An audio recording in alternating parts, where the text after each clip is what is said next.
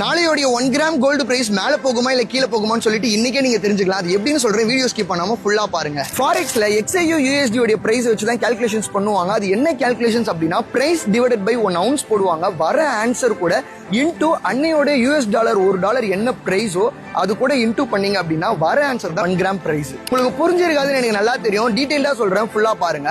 இப்போ XAU USD current price வந்து 3010ல travel ஆகிட்டு இருக்கு அப்படின்னா 3010 டிவைடட் பை 1 ounce.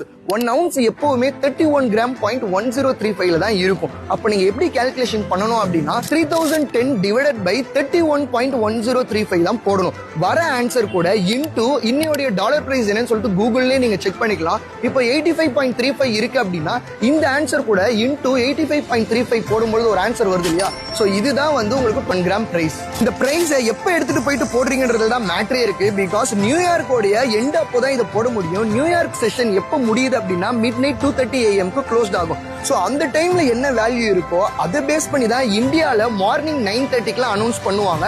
சோ அதுக்கப்புறமேட்டுக்கு தான் எல்லா ஜுவல்லரி ஷாப்லயும் 9:30க்குலாம் அப்டேட்டும் பண்ணுவாங்க. சோ இன்னும் இதுல நிறைய கான்செப்ட்ஸ் இருக்கு. IBJA, லண்டன் ஃபிக்ஸ், இந்த மாதிரி சொல்லிட்டு நிறைய இன்டெப்தான விஷயங்கள் இருக்கு. இதெல்லாம் நான் அப்கமிங் வீடியோஸ்ல சொல்றேன். மறக்காம நம்ம பேஜை ஃபாலோ பண்ணி வச்சுக்கோங்க.